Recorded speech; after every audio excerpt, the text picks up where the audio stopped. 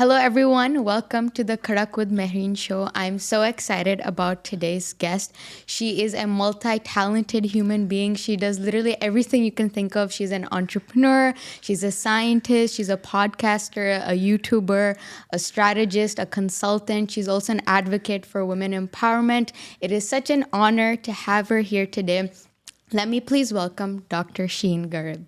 Thank you so much for coming. Thank you for having me. It's a pleasure to be here. Do you know that this is actually the first podcast I'm featuring in Dubai? Really? Yes. Well, this is such an honor then. I had no idea. Yeah, it is. I've been waiting for the right one. That means a lot. I've been watching a lot of your videos as well, and it's just so cool, everything that you're doing in women empowerment space, in STEM and all of that.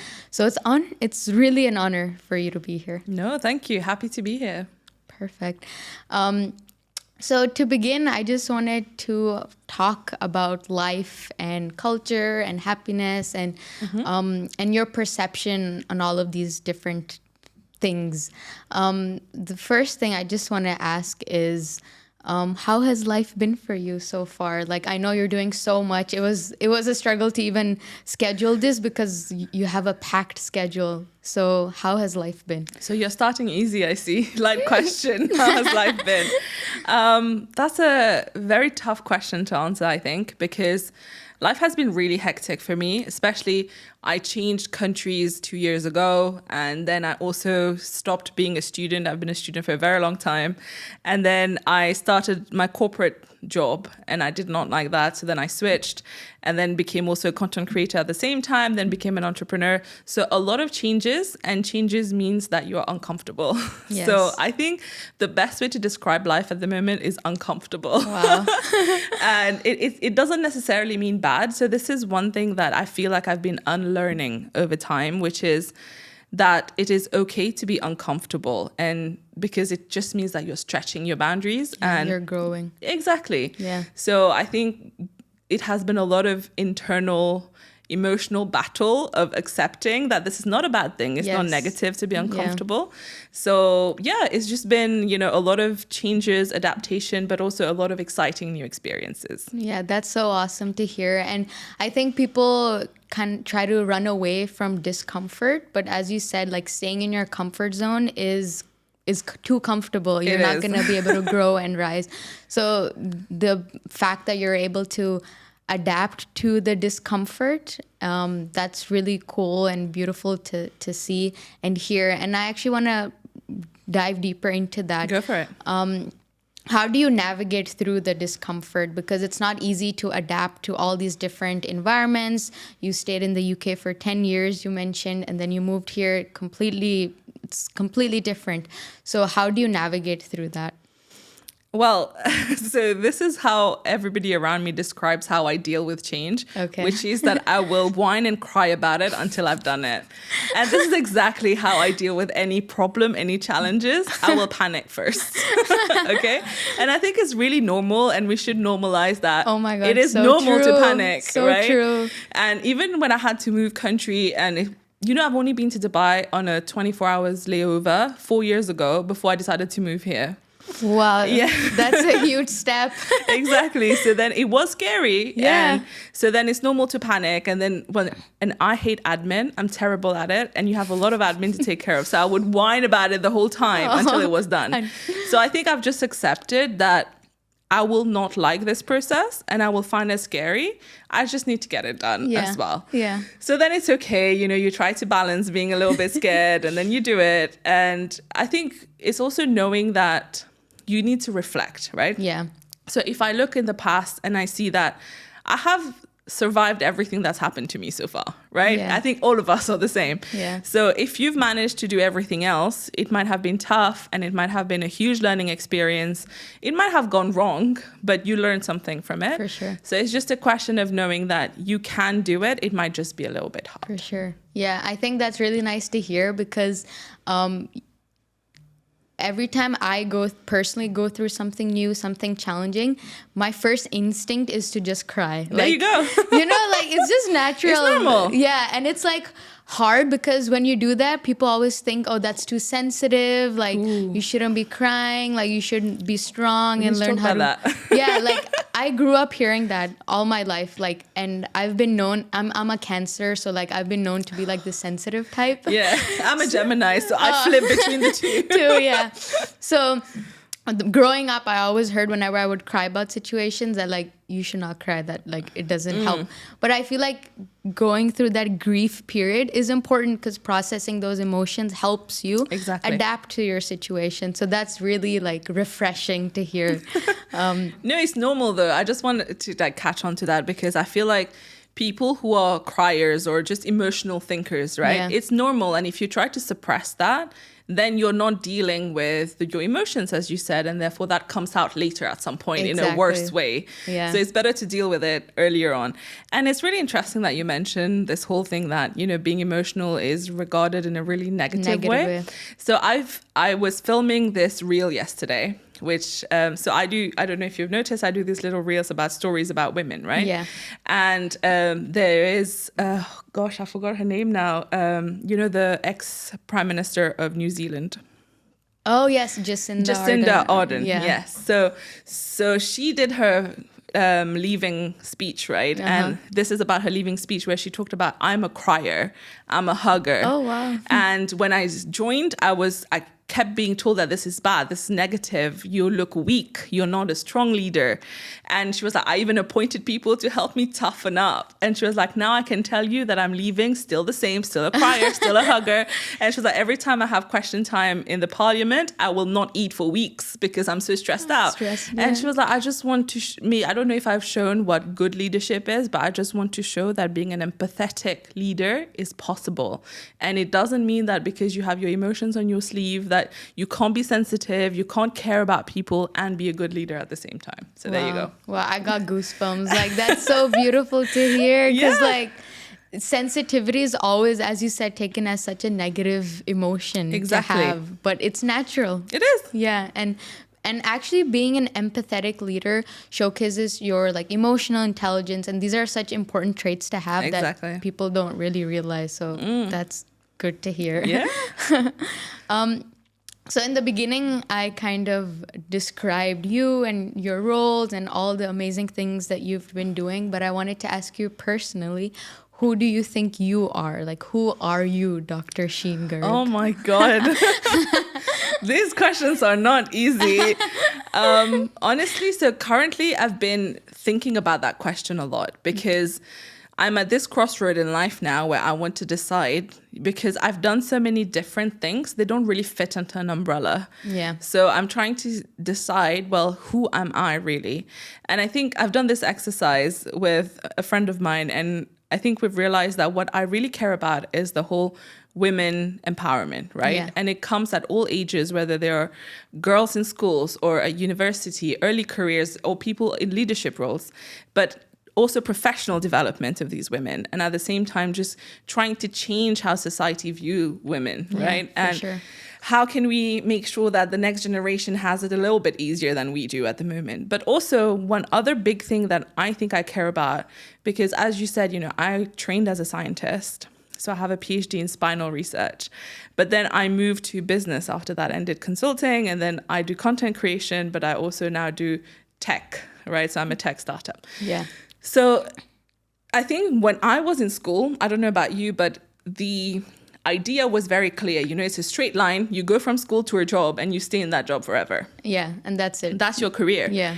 And I feel like now, whenever you speak to people, nobody has a straight line. Everyone is trying something, it doesn't work. Oh, I don't know what to do, blah, blah, blah. Everybody's quitting their job. And my dad always makes this joke because he worked at the same place for 33 years and then he resigned, right?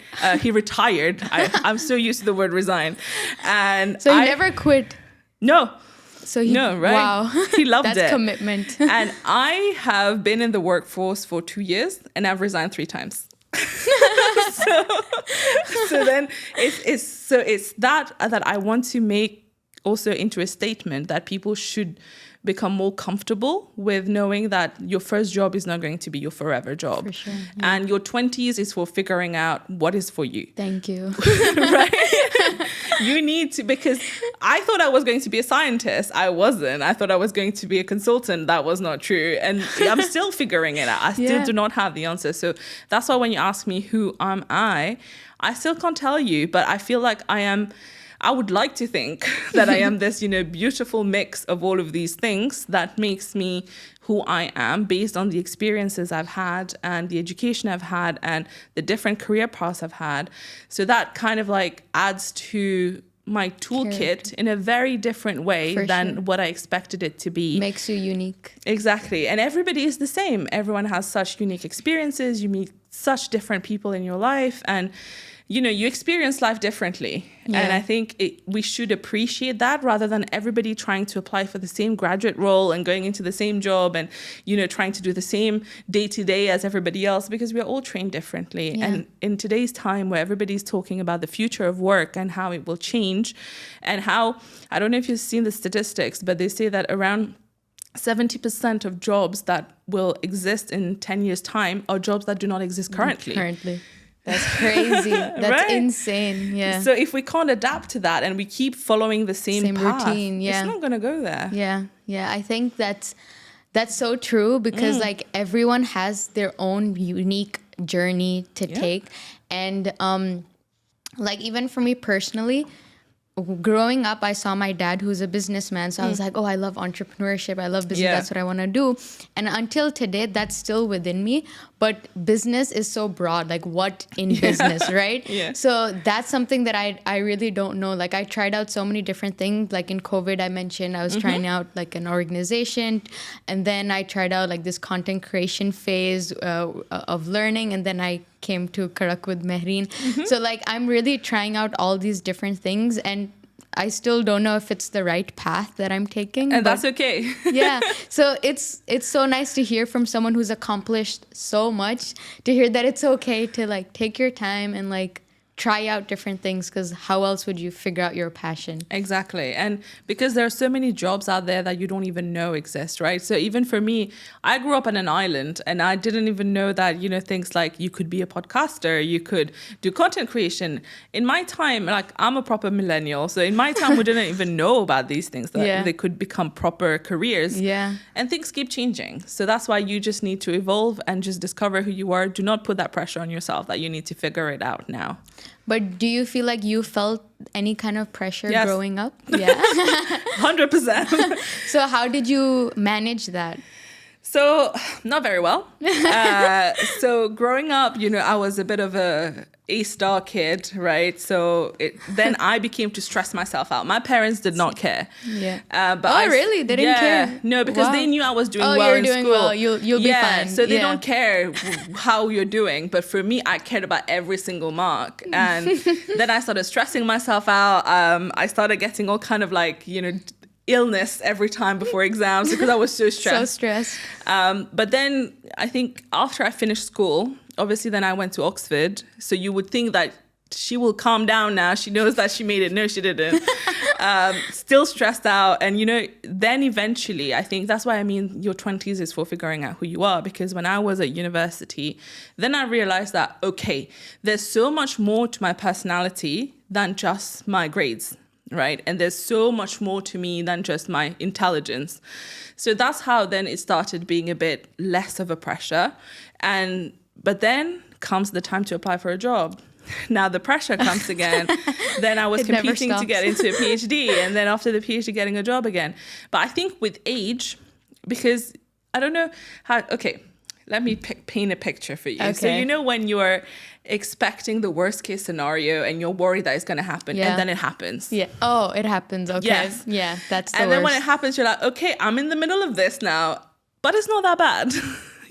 And because for me, for example, after my undergrad, I was meant to stay in Oxford for my PhD. Okay. But then like a week before I was meant to start, my funding fell through. Oh. So I couldn't go that year. So I had to wait one additional year.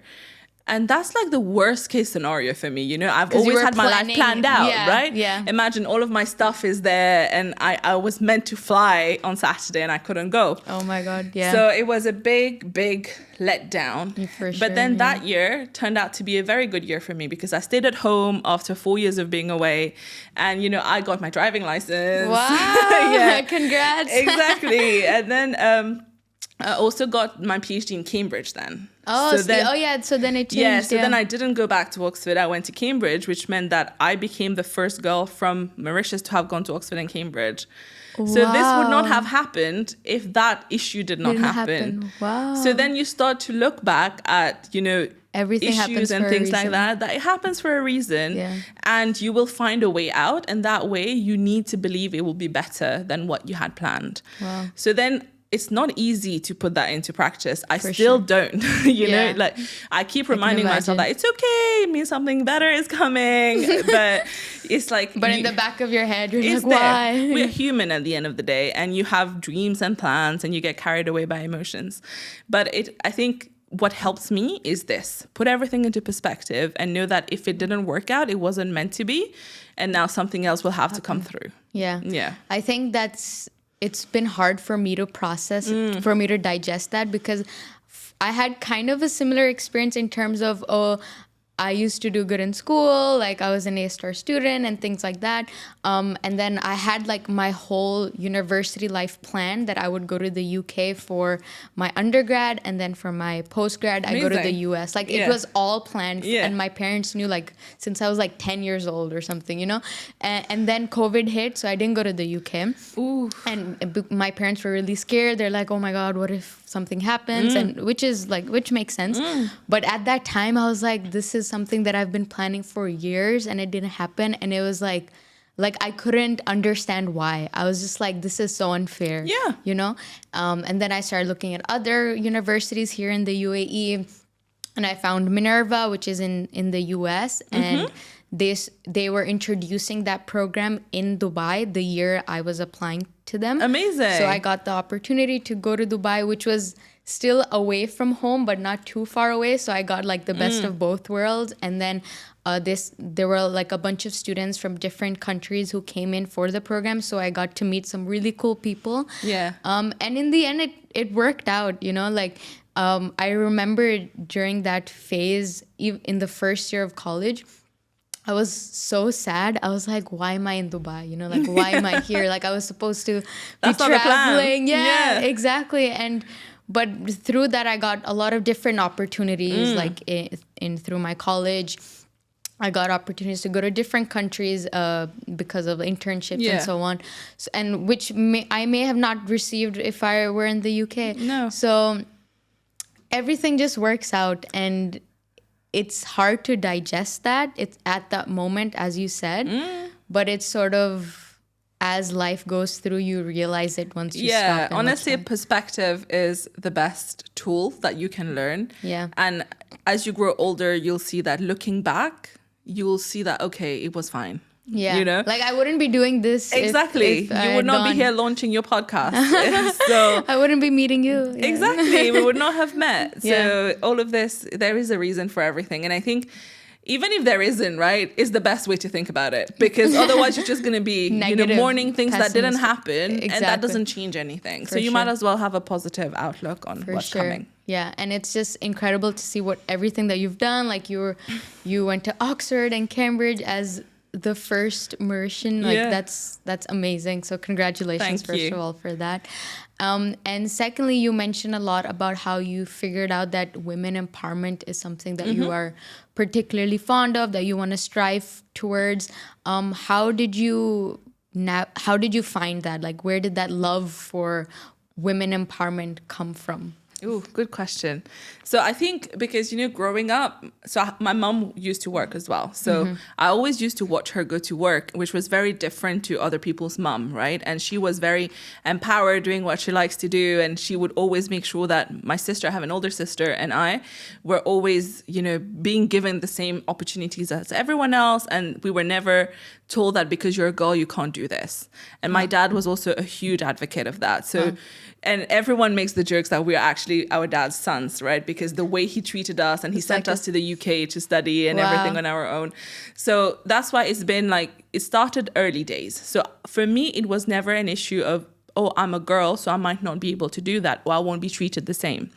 So then when I saw that other people were facing that, I was a bit surprised. Yeah. And then also my aunt was the first female president of Mauritius. Wow, that's insane. Yeah, so then I did not know that. Yeah. So that was very recent. It was like 4 years ago. Oh wow, that's so cool. Yeah, so then for us it was a bit like, but there's a bit of an imbalance, right? Yeah. Clearly some women are being supported, but some are not. Yeah. And then when I got that statistic that I was the first girl to have gone, I was like, that's really silly, because I'm not by far the most intelligent or anything. It's clearly just a question of opportunity. Yeah. And then when I got to uni, I realized that they were doing a lot of work for outreach, because there was a huge imbalance in terms of gender, who was coming in. And even at undergrad, you might have a lot of girls who would do the classics, you know, like English, history, but science. But not in tech, yeah. No. And I was fully in STEM. And in STEM, like, my class was quite small. So there was like 29 of us. Mm-hmm. And it was maybe like 3-4 girls, wow. you know, and that's it. And in physics, there would be like 200 people with like 5 girls.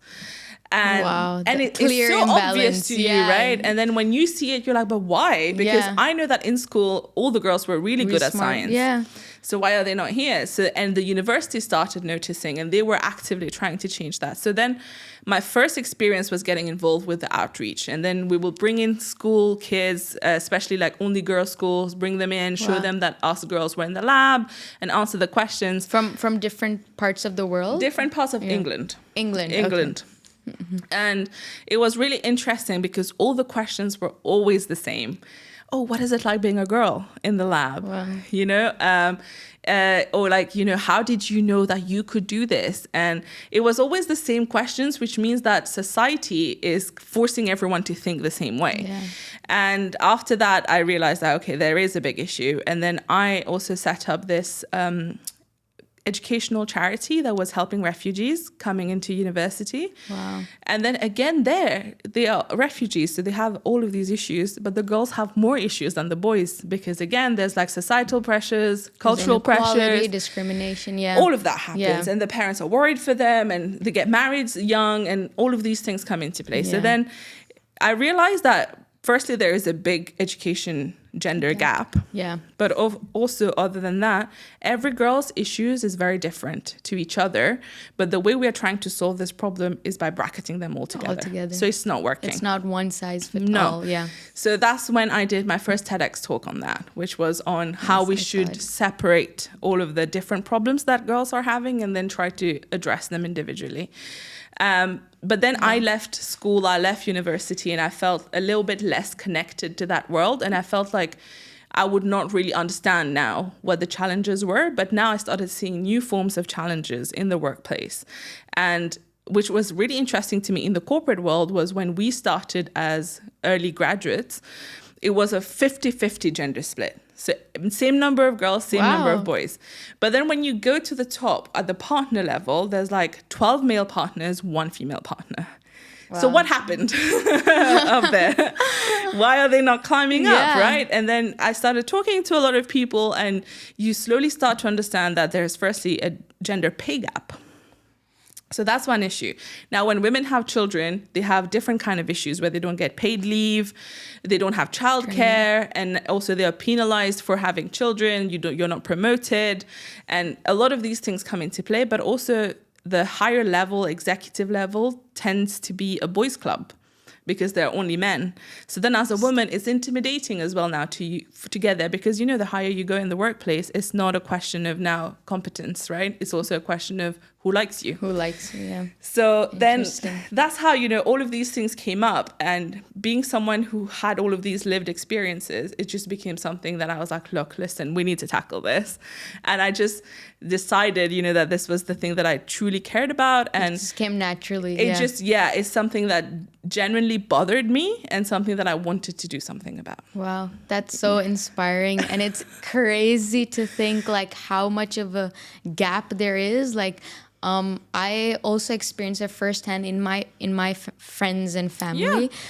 So I witnessed how society plays a role in what a woman should wear, a woman should do, where they should go. Policing everything, right? Exactly, about women. exactly. Even the fact that I moved to Dubai was quite a big deal. Yeah, it was a big deal for other family members. My father and mother, actually similar to yours, they were very open about it, but other family members found it kind of strange, and it had never happened in my family before that a woman, like a girl, is living alone on her own. Yeah, it's crazy. So seeing that it's so normal for me, but it's not for others, it's crazy. It is. And then when you dig deeper, you see that it's in every part of the world and in many different areas of life, like as you mentioned, when you went to college and when you were in your job and careers and all of this. So that's insane. Yeah. Is there a specific experience that you went through where you faced discrimination or any kind of you felt different because you were a girl? Because you were in like male dominated industries, you studied in a male dominated program. So did you face personally discrimination in your journey? Oh, so honestly, I feel like I have been lucky enough that I didn't face anything too bad. And if anything, I faced worse things because of racism than because of sexism, right? Yeah. Which is interesting. It's another world. Yeah. But in terms of sexism, I think the one thing that I did experience started off as a positive thing. So, like there was like a group presentation that needed to be done and the whole team was male except me. Except you, okay. And it was a team of 9 people. Okay. And it's just you, the girl. Okay. I'm the only girl, and I'm the most junior person in the team. Okay. So I have no contribution whatsoever, but they were like, you need to be on the call. And I was like, why? And they were like, you need to turn your camera on and be on the call. And I pushed, and finally I was told that this is because we need to show that there are women in the team. And I was like, oh, okay, cool. I'll tick the box for DEI, sure. So I rocked up, and then during the call, because then the client started asking me stuff, right? And I realized that the client was female, which is why they wanted someone female. Okay, makes sense. So then the client started interacting with me directly. And good thing is I was aware of what was happening, so I could interact with her. Yeah. And then after the call, one of the person from the team came up to me being like, oh, I was impressed that you could handle yourself in that call, because you were not, I didn't expect you to speak. You were just meant to be there to turn your camera on. And I was like... So that was one of the team members who said that? Oh. And I was like... How do you respond to something like that? I laughed. I honestly laughed. I was like, firstly, you think this. Secondly, you have the audacity to say it to me, right? Crazy, yeah. And I was like, I understand that I'm the most junior person on the team, but there is a reason I am on the team, right? Exactly. So obviously you can't be shocked that I can handle myself. That you can be the one contributing and be the one exactly. There as a team so player. Then you can see that for that person, it's a question of, they didn't think of me as an equal. And that's when, that's the problem. And they think of you, sometimes it is good to have quotas. It is good to push for equality and inclusion. But then when people are doing it just to tick a box, being like, there is a woman on the team, there she is, but they don't expect you to contribute. It's the intention and the perception of society for women. Yeah. Yeah. Yeah. So that was one of my singular experience with that. Yeah. It's nice to reflect on that and realize that, you pulled through that situation and you came out like contributing probably even more than the others, because the client was talking directly to you clearly. So that's pretty cool. So you mentioned that besides women empowerment and sexist remarks that you may have experienced, you mentioned racism, and that's something that you went through in the UK, perhaps. How was that like? I think personally, I've been lucky enough to not experience that firsthand. Okay. So I want to know more. No racism, no sexism. So sexism, yes. Okay. Like obviously, because not directly from my parents, but from other family members. Right. So, for example, when I go back to Pakistan, sometimes I love Pakistan, but it's like I love the caveat. I love Pakistan. just a disclaimer, I love Pakistan. I love visiting my family there, but you know, there are just these jokes about women that like is so normalized, offensive. but it's so annoying to hear. Yeah. Like when there's dirty dishes on the table and they're like, "Oh, girls, you know, stand up and do your work," and they're like, wow. "Oh, clean up. It's time to clean up," and like, it just gets so irritating. It does. And that's why I asked you, like, how did you respond to that? Because you said you laughed, but I'm not good at responding to these kind of Ooh, so situations. how do I you get respond? mad. Like, I get so, and it's clearly visible Yeah. that I'm annoyed and that either I stay silent completely or I respond and get mad or like be like, you can't say that or, Yeah. or things like that. And it ends up being unproductive because no matter how mad I get, the other person just doesn't They're understand. not listening. Yeah, Yeah. exactly. It's something that's so normalized that, you know, they don't listen, you know. It can't change their opinion just by yelling at them. Exactly. So that's something I've been struggling with. Well, my advice on that Yeah. is choose your battles. Okay. So as you said, some people it's so ingrained in them that Yeah. you, especially, you know, when it's family, is a little bit different as well, right? Like in the corporate world, you can say whatever you want to these people. Yeah. Family, because, you know, culturally, you do need to have a level of respect and stuff Yeah, for people. exactly. And they might not give any attention to what you're saying, right? So don't make yourself more upset by Yeah. trying to explain it to them. But it's only if someone is open to listening to what you say, then you try to say something. But, you know, you can always try and say it in a less angry way of being just like, you know, I don't think this is right. Yeah. My parents have always said, you know, like try to make it in a joke. Yeah. Yes. And it's so hard. Try Like, to how be do funny. I joke about it? Like, Well, you actually reminded me of another experience I had. So in one of my jobs, we had an office in Design District. So you've been to Design Yes, District, I'm yes, guessing. Yes. So we were setting up the office and then the Do people came. I'm going to name and shame Do. And, you know, they come to set up your Wi-Fi. Yeah. And then the guy who came, he was just setting it up and he was like, I need to speak to the sir. And I was like, the sir? I was like, I am the sir. And I was like, so I didn't start with that. I initially said, oh, yes, I can That's me. sign it. Yeah. He was like, no, I need the boss. And I was like, that's me. And then he was like, I want the sir. And I was like, I lost it at this point. I was like, I am the sir. I don't know what you want me to say.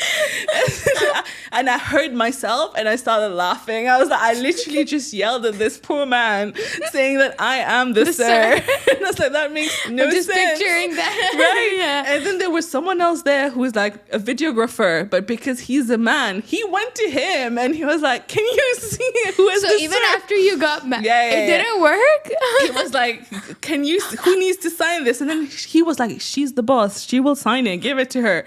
And then he was like, okay, fine. So he needed a man to explain it to him. Oh my God. So- Yeah. But again, I know that this is somebody who I can't change his opinion about this, right? Yeah. So that was a battle I should not have even embarked on. Yeah. But sometimes you It's just lose it. instinct, you know. Yeah. That's what that's what I've kind of struggled with. Even in topics of marriage. So Oh, there we go. marriage is a hot topic in Brown all our families, right? Yeah, exactly. And like my brother got married 2 years ago. Then my older sister got married a year ago. And Is it you now? I'm the next one. So like everyone's been talking about it. And Yep. I'm just 20 years old. Like let You're me 20. live. Yes, I'm 20. So it gets so pressuring at times because I know like my parents, they wouldn't want me to get married if I'm not ready. Like Yeah. we've talked about it and Good. they wouldn't want me to get married now or anytime soon. But it's just that when people talk about it all the time, it's like, oh, I think it's going to happen. Like it's probably going to happen in a year, you know, it just in the back of your head. So that's what I've also kind of struggled with navigating and communicating because every time this conversation comes up, I get mad. Like I cannot like control my emotions when it comes to these kinds of things. I know. Because it's like they never used to do that to like the male counterparts, like No, it's the girls the usually. male relatives and the cousins, and of course they talk about it in a jokey way with them, but when they're like 24, you know, like I'm 20, like that's a huge difference. So Well, I don't know if this reassure you or not, but I get the same thing, and I am 30. So, you know, so you lived through like 10 years. But you can imagine what it's like for me at Yeah. this age when you're still not married, right? Everybody's freaking out around me, except my parents. Oh, really? Yeah. Okay. My parents are chill. So the thing is, in my family, people do tend to get married later Early. on. Oh, later. Yeah, Okay. yeah, later Okay. on. And people usually get married between like 29 and 32. So Okay, that's so the it's age normal, gap. yeah. And I think it makes sense, right? Because in your 20s, you're figuring figuring it out. everything out. Exactly. If you're lucky enough to meet somebody and you want to marry them, fine. Sure, Go yeah. ahead. But that's not the time when you will actively be looking for somebody to get married. Exactly. You don't Yeah. have the time. And oh my God, I can't explain. I feel the same way. And imagine, for me, it's been a while now. So every time you'll hear the, oh my God. And you know what annoys me? Imagine, for me, some people will be like, you see, you should not have done a PhD. Now your pool is so small. That's the reasoning. Oh yeah. Your pool is That's so shocking. small now. How are you gonna find a good husband? They won't be as qualified as you, so it's gonna I'm be so shocked. hard. Yeah. It's always so these ridiculous thing. And whenever people ask me, I'm like, why do you care? First of all, Like, how is this your business? Like, how is it affecting you? Yeah. How is it affecting your day to day that I am not married? Yeah. Secondly, people assume that because you're not married yet, it's because you are refusing to get married, which is not the case. I just haven't found the right person yet. Yeah. So let's just wait. Yeah. And then people start putting that pressure on you, being like, your standards are too high. Oh my God. You just need to marry anyone you find. Like the first person you see on the street, he's the Just guy. grab him. Yeah, just grab him.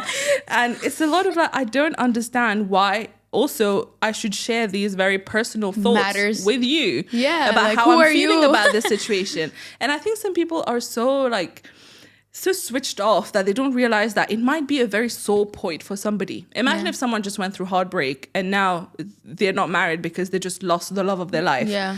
And you're just bringing that up without realizing that, okay, this person might not be ready to hear this. It might really be affecting them Yeah, emotionally. yeah. People don't think that. And then once you're married, all of my friends who are recently married, everyone's like, when are you having a kid? Oh my God. This is what my brother is going through right now. My brother's wife, we talk about it all the time. Yeah. Yeah. It's like, and it's so personal. Like that's such a private matter. Imagine. Yeah. And now so many people are struggling with infertility as Yes, well. Again, there's no empathy. There's no this is a boundary that you're crossing and Yeah. getting into someone's personal business. I don't know. I think it's such a brown culture thing as well, where they're just constantly pushing for girls, being like, oh, your clock is ticking. How do you not have a clock? You don't even know that. But it's just like, why put the pressure? And I understand why because this conversation happens, which is so sad, from 20, right? So you're facing that pressure. We are facing that pressure later on, in your late 20s. So it doesn't go away. And it's crazy that they think that you should get married at the age of 20. Isn't that crazy? Like, And I think we're not making it easier for you because they're like, see, otherwise you're going to become this. Get married now. exactly. But it's an interesting topic because I also think that a lot of people currently, which is sad, I think, and I don't necessarily agree with this, but a lot of women who are now in their 30s, a bit further ahead in their 30s, are saying that they regret not finding a partner in their 20s. And now they're telling younger girls to find a partner and get married.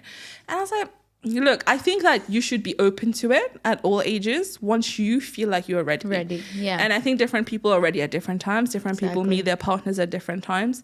And I like how we just ignore the fact that now 50% of couples are going through divorce within 10 years of being married. That's insane. It's a huge number. That's huge. Why? It's a gamble. Right? It's literally like 50% chance, 50-50. You take the bet. But it's also like, okay, but why are we not taking that into account? Consideration, yeah. Why is this happening? Probably because a lot of people are getting married under pressure. They're not ready. They are not finding the right partner just because society is telling them you need to get married. And then things don't work out. And when you get married really young as well, you do grow into different people sometimes, and you're not growing in the same direction. Exactly. And later on, you might regret that you didn't get to do the things for yourself. Exactly. And then you resent your partner sometimes because they have stopped you from developing yourself in ways that you couldn't do as part of a couple. It's counterproductive. It is counterproductive, which is why I think nobody should get involved in anybody's business. People will get married when they want to get married. Yes, everyone just mind your own business. Exactly. That's the moral of the story. Oh my God. But like, I think the best reply I've seen to this was actually from a guest on my podcast where she said that because she is in her 30s, like late 30s, and she's not married. So people are very threatened by her around their husbands. Really? Yeah, so she's really attractive. And people will go up to her being like, can you not speak to my husband, please?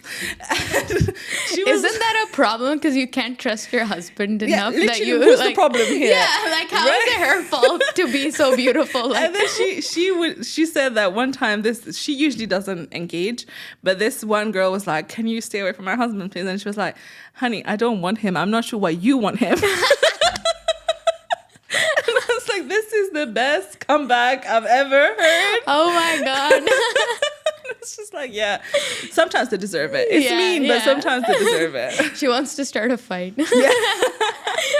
But I think to go back to your question, which was how to deal with it when you get asked this question, it's just, try to like just shrug it off. Mm-hmm. Don't let it get to you, because at the end of the day, the opinions of these people don't matter to you, right? Yeah. They are not the people who you care about, whether they think great things about you or not. So it doesn't matter. Just shrug it off, being like, yeah, I'm looking. Is that how you respond? Yeah. Now I'm not. No, now I say, when are you finding me someone? Oh, wow, you put it on them. I was like, what are you doing? And then they're like, but you never told me. And I was like, well, there we go. Now I told you. Go. They get so defensive. Yeah. It's not on them, reverse of course. Psychology. Yeah. So just be like, oh, yeah, I'm looking. If you know somebody, let me know. Because they're not going to do the homework. Trust me, they won't. So I'll note it down. I'll note these comments down for next time. That's what I'm like gradually trying to learn. Like I even had a conversation with my sisters about it.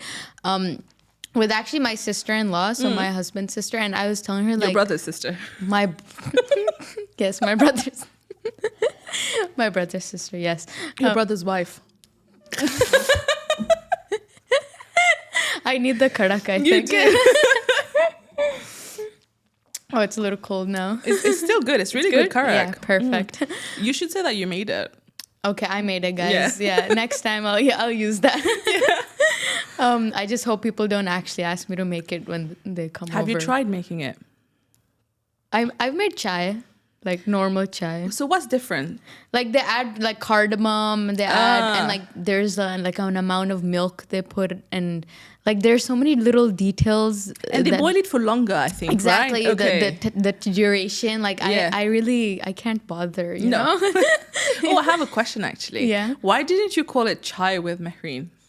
Because I felt like Karak is... I wanted this to be UAE based. So Karak is so UAE. It is. Yeah. So it just... As soon as you hear it, you know it's here. So that's why. And everyone that heard it was just like, Karak, yeah, that's that. I tried, there were different names. My father suggested Mojito with Mahreen. And then there was Mocha with Mahreen. I love it. And so you wanted it to be like a drink with Mahreen. Yeah. Like I felt like it was just because we can talk about anything, I didn't want to put a label to it. So yeah, a drink with Mahreen, and then amazing. Karak with Mahreen. Could have just been milk with Mahreen. Yeah, true. M. Yeah. I mean, David wouldn't have had milk. Like people who are lactose. Oh, I could bring almond milk. Exactly. You could be inclusive. True. Yeah. Karak is not inclusive. True. Next time. Okay. I'll think it through. I'll try to find lactose-free Karak. Do they do? I don't know. Like after David told me he's lactose intolerant, I was like, I need to try to find like lactose free milk. Yeah, I don't think I've heard of it. I've never heard of this. I think I would have to make it myself. Yeah, like with almond milk or. But the problem with these lactose free milk is you can't boil it for long. it turns bad. Oh yeah, doesn't it turn like dark? Yeah, and Like- it also splits sometimes. Oh, I tried it once just for myself because there was a phase where I thought I was lactose intolerant. Yeah, I thought I love was. that. I thought I was. I just wanted to be cool, guys. Like it was a trend, you know. So I tried like almond milk Yeah. with like as chai, and it just all turned black. Yeah, so the temperature matters, right? It can go I bad. didn't do my research. Yeah. So Yeah. I have to think that through. Back to the question that was asked. Where were we? I was talking about my family. Your sister-in-law. Yes, Yes. my brother's wife. Yes. Yes. So we were talking about it, and I was telling her that like whenever anyone talks about marriage, like, and she's seen me like get all like annoyed and stuff. So I was like, what do I do? You know, like how do I respond? And she was also telling me the same thing, that you need to like just try to stay calm, like, you know, like ignore those opinions, because Ignore. like in terms of the people who actually matter are your parents, and like if they're not pressuring you, like they're okay with you getting married later, Exactly. then it's okay. So like it's slowly like I'm learning this, you know what I mean? So that was good advice. Yeah, definitely. I think, you know, just try to shrug it off. And I Yeah. know it's hard, but just be like, ugh, you should not care about these people's opinions. Sure. Yeah.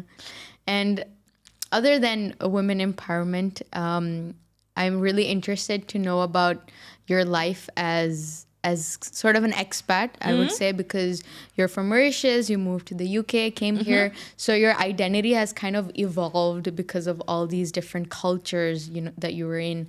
So how do you think all these different cultures influenced your views on life and on just different matters? Like how has these cultures impacted you? That's a really good question. I think, so growing up in Mauritius definitely taught me tolerance, because we come from a very diverse, culturally diverse country. So you have black people, brown people, white people, Asian people. Is a very big mix, and everyone speaks the same language, which is Creole. It's a dialect of French. Creole, okay. Yeah. So that's what So do you everybody... also know French? Yes, French is my first language. Okay. Yes. Okay. Wow. So this is what's interesting as well, because I grew up in that country. I learned Creole, which is our mother tongue, and then French, which is our first language, English. And I also had to learn an Oriental language in school, so I learned Urdu. Urdu. Yeah, I Yeah. saw on your LinkedIn Yeah. that you know Urdu. So I was Yeah. like, oh, how does she know Yeah, Urdu? so then Wow. I learned Urdu for 9 years. Wow. So you're like fluent. I'm fluent. Wow. Yeah. And then obviously after that I started watching Bollywood movies. So I think So I it's understand perfect. Hindi as well. Right? yeah, But obviously yeah. I can't read or write Yeah, Hindi. I also can't read or But write you Hindi. probably understand as well. Yeah. And then because also next door to our class, they used to teach Mandarin. So I have caught a bit of Mandarin as Wow. well. Yeah. Cool. Because, you know, when you're young, you absorb so much, you don't even realize Yeah. it. And then you're just like, oh gosh, okay. And then because, so I'm Muslim. So then growing up, we were also going to madrasa to learn the Quran and things like Arabic, that. yeah. Yeah. So then I learned Arabic as well. So then... So you're fluent in Arabic?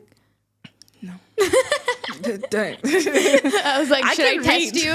No, but I'm not fluent. I can read and write Arabic, Okay, same. right? It's the same for me. Right? Yeah. And my vocabulary is very limited. And also because we learned Forsa, right? Which is the Exactly. old That's what I Arabic. learned for 12 years of my life. Exactly. So, and people are like, how do you not speak it? But it's like, But it's also I not learned- conversational. It's so different. Like people's, like I So use words different. and they're like, why are you so formal? Yeah, exactly. Everyone's like, wait, man.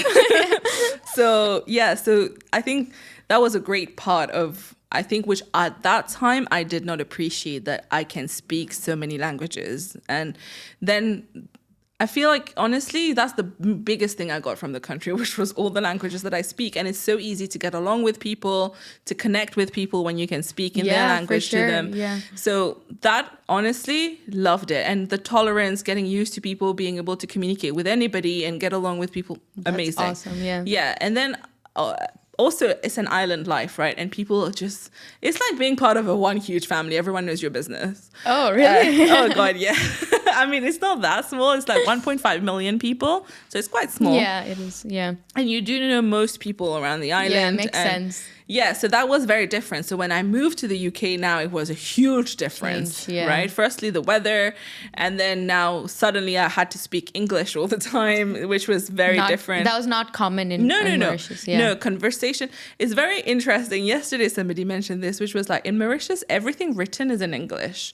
So if you would, when we were being taught in school, everything written would be in English. All the subjects were learned And the in books English. are all in English. Everything is in English, but the teacher will speak in French. So it's a bit like, That's why? how I learned Arabic, actually. Right? Yeah. It's like, you're not helping us practice our spoken English. But yeah, so, I mean, thankfully, English was not too bad for me when I went to uni. And being in the UK, it was a whole different learning. So firstly, I was in Oxford, which is a little bit of a bubble.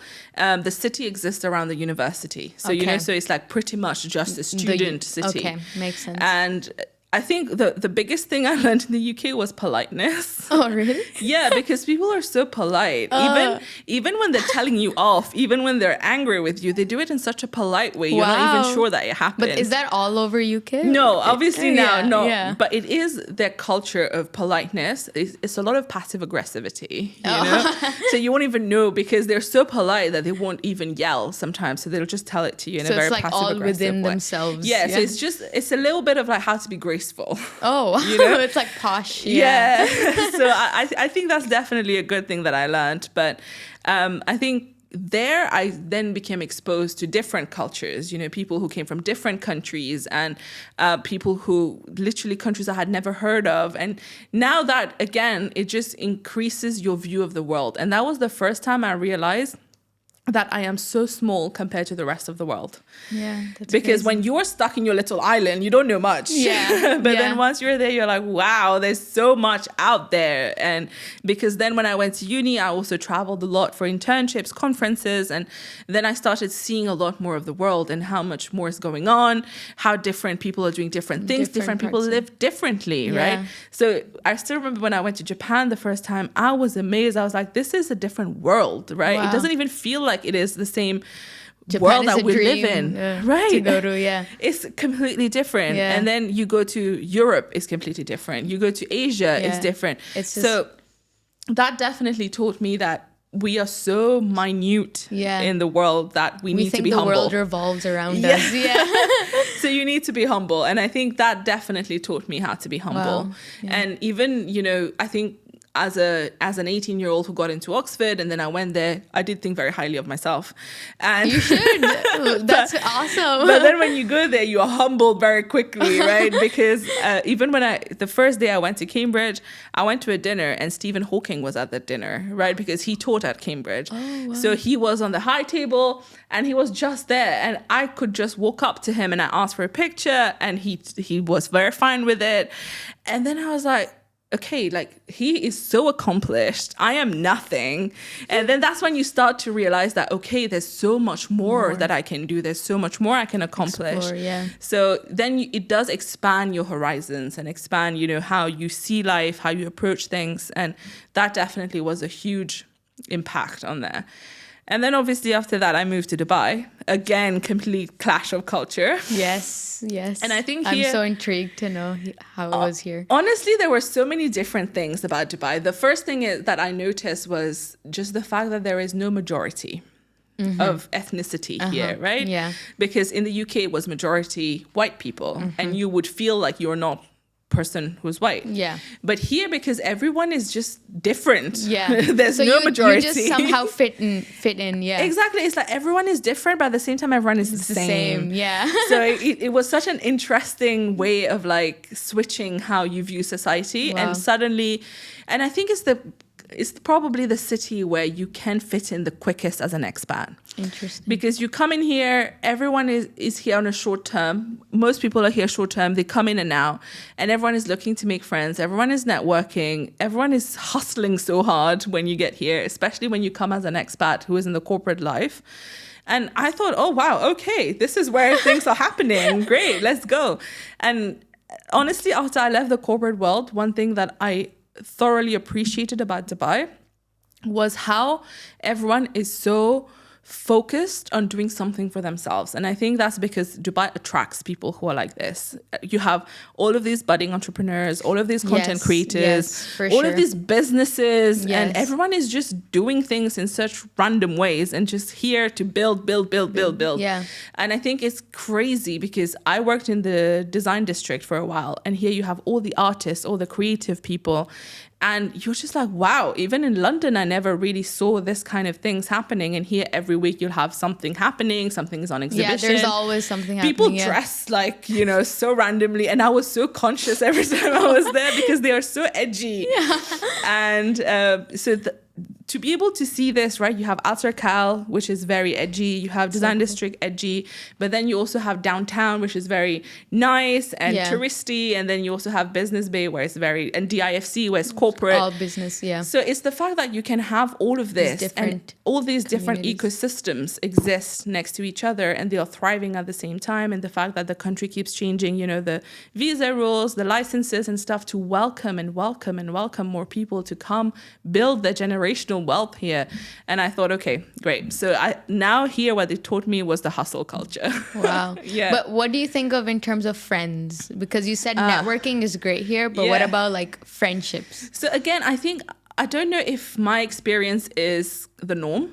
But before coming to Dubai, I had a lot of school friends who lived here. Okay. I had university friends who lived here. I have family who lived here.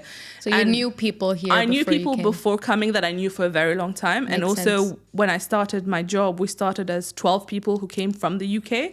So then it was just easy to bond. So we were with them. all trying to, you know, sort out our life at the same time. Yeah. So you had that network. Yeah. So I think in that sense, it was easier to make friends. But obviously, since I've moved, I've made a lot more friends in the region. I think people here are very willing to meet you. For sure. They respond to messages. They're very open-minded here and very tolerant of different cultures, for sure. And people are I was surprised when I was reaching out to people for the podcast and stuff. I would reach out to people who have no clue who I am or that I exist. And the fact that they would respond and then come on the podcast and then we would then meet socially and it's just like, oh, wow, okay. I guess this is the place to do it then. Yeah, I was surprised when you responded to my email as well. It was the same feeling. Well, I was like, I'm from Dubai now, so yeah, I reply. You're a Dubai girl now. Yeah, exactly. So definitely in that sense. But I know that some people do struggle. So I don't want to generalize that it is definitely easy to make friends. I know some people find it a little bit hard at the start, and I think that's normal. Yeah. But because of the vibe of the city, I think it is relatively easy if you make the effort to meet people. For sure. Yeah. And I think I also felt like I was living in a bubble because I was born and raised in the UAE, and UAE is tiny compared to the world. And I never realized how small it is until I started traveling. And this was just like last year, like 19 years of my life, I was in this bubble, and I just felt like, and I was in around such a diverse community.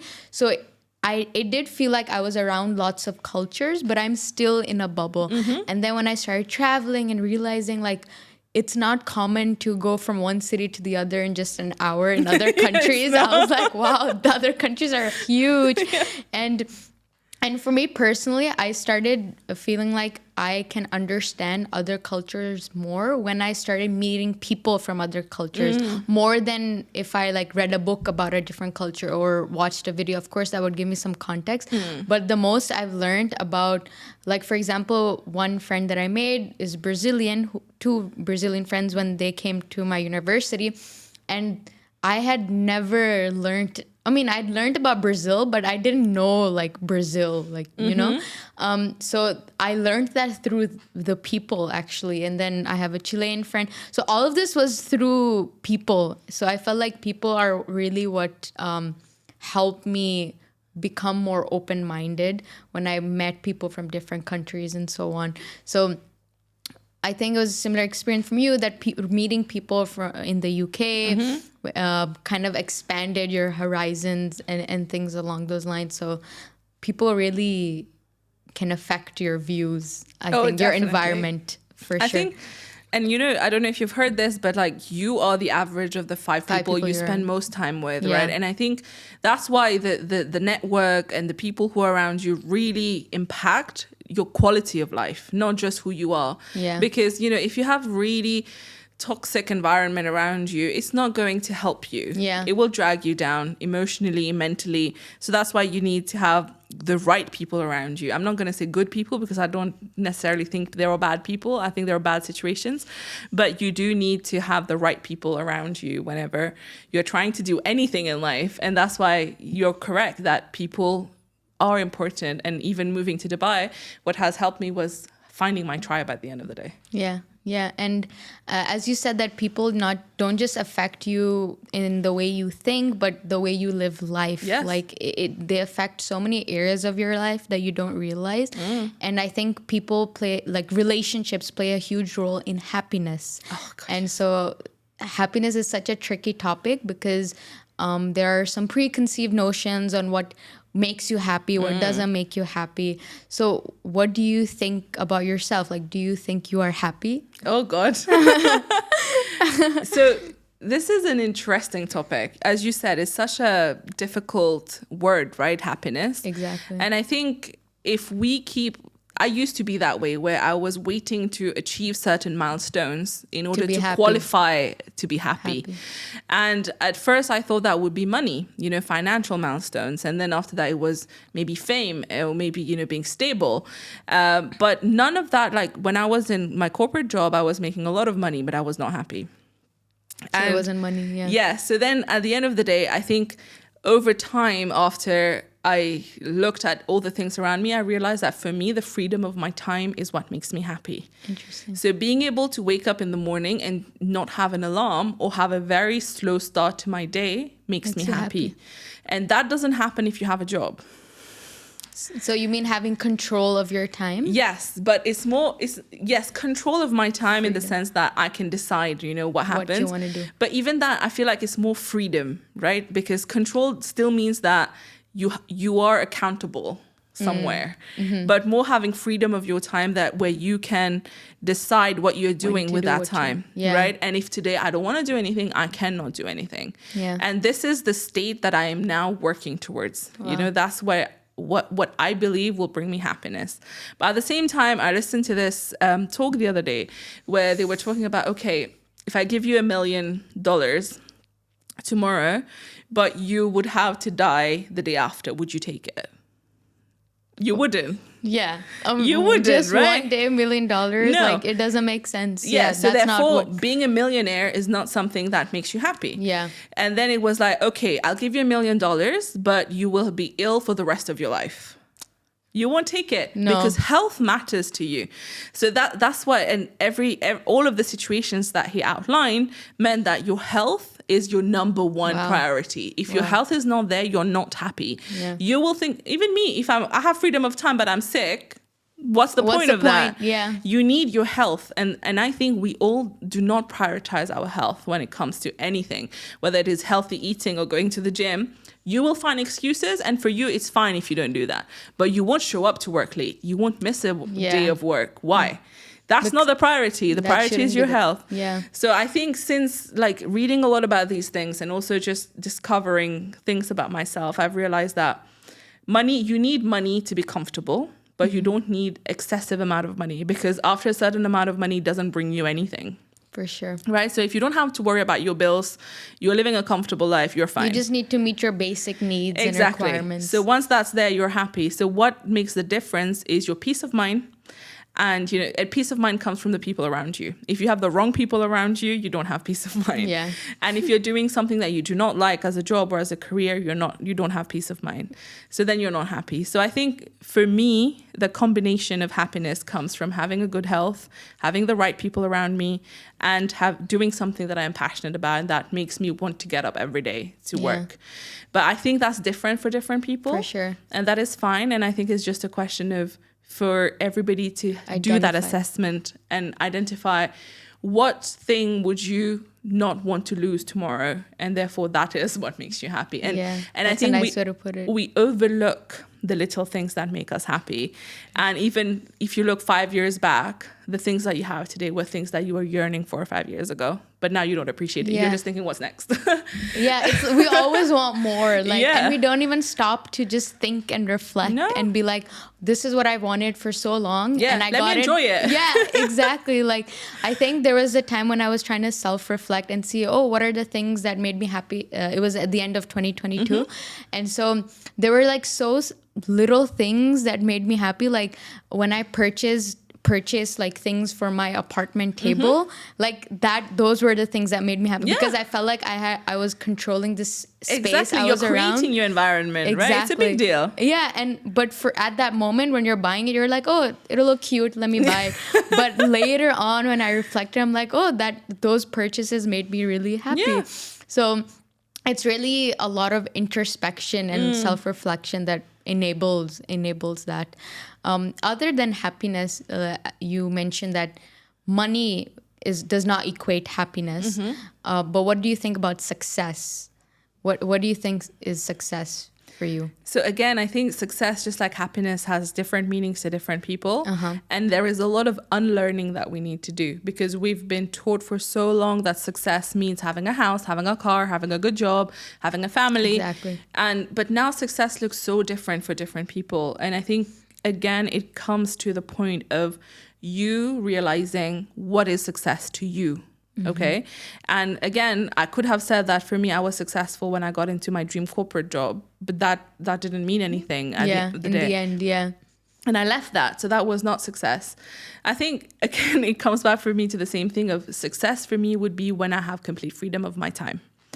And that obviously has a lot of, caveats to it, right? Freedom of your time comes from you having the money for that, having autonomy There's a lot of your work. So there's a lot of things that will mean that you get to there. But for someone who has freedom of their time, success is, for me, that is success. So being able to do what I like when I like to do it, and being still comfortable and living the life that I want. You want to live. Yeah. And also I think, so this is something that comes from, speaking to older people. One thing they will tell you is that when you get old, you're not going to remember how busy you were, or I loved working till 11 p.m. every day, right? They will be like, what success is at that point is how people remember you. Yes.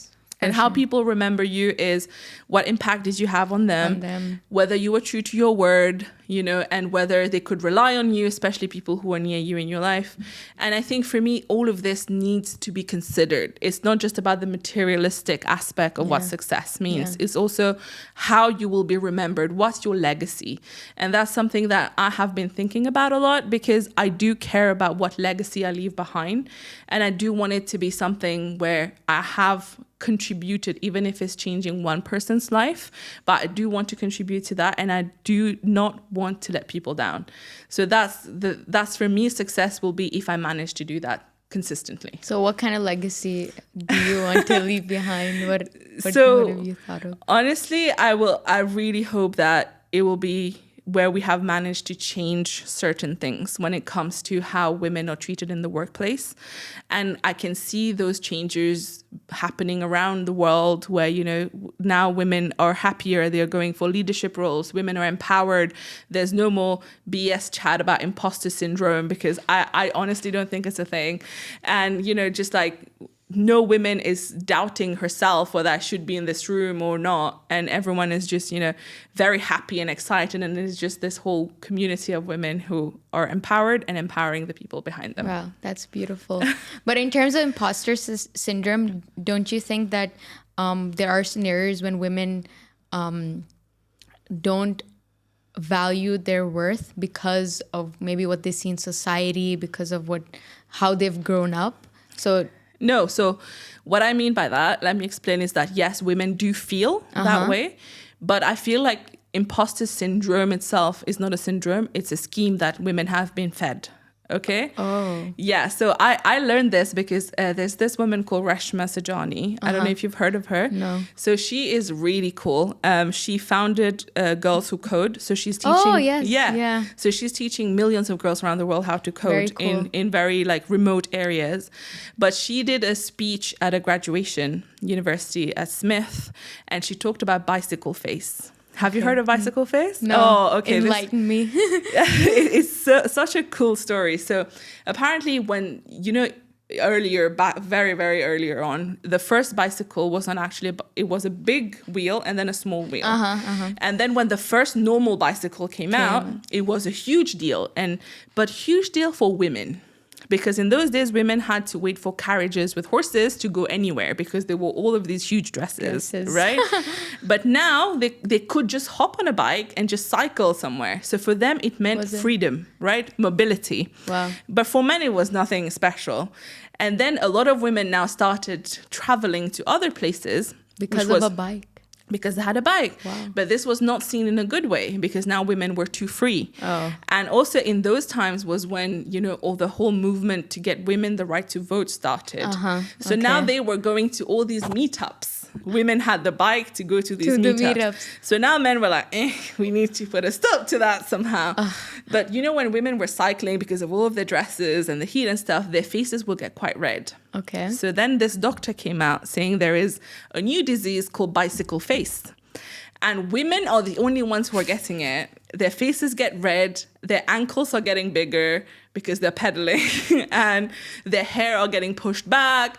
And it was a whole thing. Like he literally outlined the disease, which was But it was a face. fake. Like, did they act like... It's not a disease. Yeah, they're just cycling. It's just cycling. Yeah, they're just cycling. And then but it was true. They did come out with it as a medical condition that bicycle face is affecting women. And then that stopped women from going. Now women were scared. It's I don't want to have this disease. So people were stopping. And then that successfully put a stop to women going on bikes. But then many, many years later, the first woman who was accepted into the medical council in the history of the world, she then published a paper saying bicycle face is not a thing. Because if it was a thing, it would affect both men and women. It doesn't make any sense. Right? And that was the first paper she published as the first registered doctor. And that was so interesting. And then Reshma talks about how bicycle face is from that time, and our time is imposter syndrome. This is the scheme where we are feeding women this idea that, you don't belong in these places. You need to buy these lessons, these courses, read this book on how to fight your imposter syndrome, but it's not a thing. And she also she's so cool. I can talk about her for so long, but she talks about how she had slot to speak at a summit in between Warren Buffett and Jeff Bezos or something. Cool. And she was like, the whole time I was just sitting there thinking, why did they only give me 8 minutes? I wish they gave me 15 minutes because I have so much to say. And everyone around her was saying, why are you not thinking that you are speaking between two of the most powerful men? She was like, because I've seen all of these powerful men and I can run circles around them. I'm much better than them. All the girls who work for me are better than them. It's just because we've been fed this thing that these privileged men are better than us. And therefore we need to feel inferior. And that's why I don't think that imposter syndrome is a thing. If you are somewhere, it means you belong to be there, right? But this has been fed to us socially that, you might not belong there. So buy this course, read this book, help yourself to combat imposter syndrome. But there you go. Wow, that's I'm speechless because that's the first time I've heard this perspective on imposter. I grew up kind of hearing about imposter syndrome, and it's funny because the first time I started hearing about it, I was like, oh, maybe I have this. That's how they get you. Because I remember whenever I would be even go to the student council where maybe there'll be more boys than me. So then I would start feeling, maybe I'm not supposed to. Or even when I would go to computer class and usually there'll be more boys than girls. So then I would just start thinking, oh, maybe I have imposter syndrome. I literally started questioning whether I have it or not. Exactly. So, wow, that's actually an interesting perspective. It's just, it becomes so ingrained into you that you don't even realize that it's so normalized. You don't question it. Yeah, you don't question it. It just becomes a part of you. Yeah. Yeah, wow. Well, This was awesome. I just want to end with one last question Sure. of the day.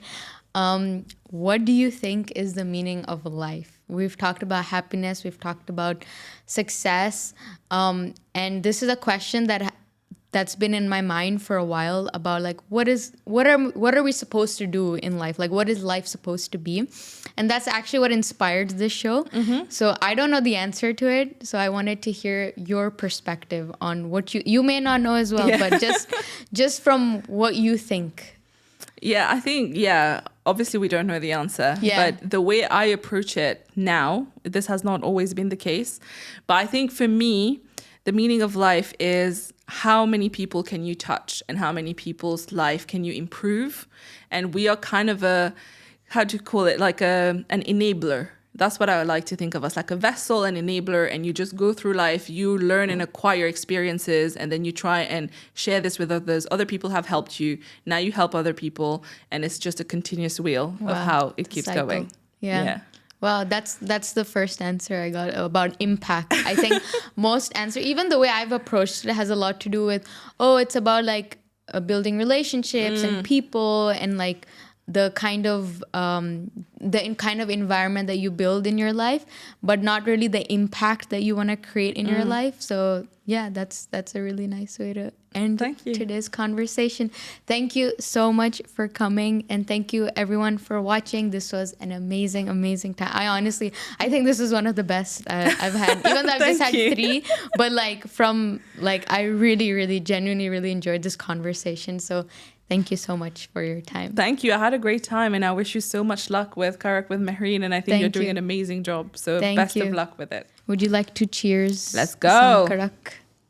Woo.